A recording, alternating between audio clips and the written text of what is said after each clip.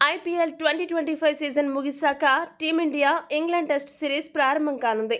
ఈ టెస్ట్ జట్టుకు టీమిండియా కొత్త కెప్టెన్ ఎవరు, జట్టును సమర్థవంతంగా ముందుకు నడిపించగలిగే సత్తా ఉన్న నాయకుడు ఎవరు అనే చర్చ విపరీతంగా సాగుతుంది.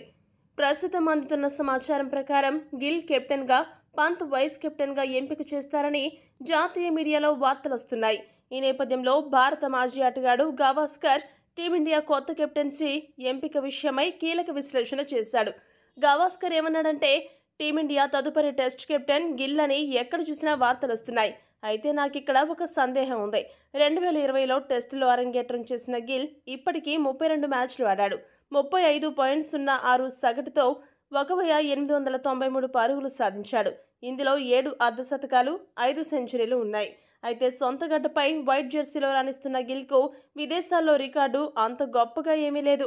ఇటీవల ఆస్ట్రేలియా పర్యటనలో భాగంగా బోర్డర్ గవాస్కర్ ట్రోఫీ సిరీస్లో గిల్ దారుణంగా విఫలమయ్యాడు. 5 మ్యాచ్ల టెస్ట్ సిరీస్లో మొత్తంగా 93 పరుగులు మాత్రమే చేయగలిగాడు. అతడి చెత్త ప్రదర్శన కారణంగా మెల్బోర్న్ టెస్ట్లో ఆడించకుండా యాజమాన్యం వేటు కూడా వేసింది. అంతకుముందు వెస్టిండీస్, సౌత్ ఆఫ్రికా పర్యటనల్లోనూ ఈ కుడి చేతివాటం బ్యాటర్ పెద్దగా ఆకట్టుకోలేకపోయాడు. దీనిని బట్టి టెస్టు క్రికెట్లో గిల్ ఇంకా పూర్తిగా నిలదొక్కుకోలేదు అనే విషయం స్పష్టంగా అర్థమవుతుంది. గిల్ ట్రాక్ రికార్డ్ చూస్తే అతడికి అసలు జట్టులో స్థానం కష్టంగా ఉండాలి. కానీ అలాంటి ఆటగాడికి కెప్టెన్సీ ఇవ్వడం అనేది చాలా పెద్ద తప్పు.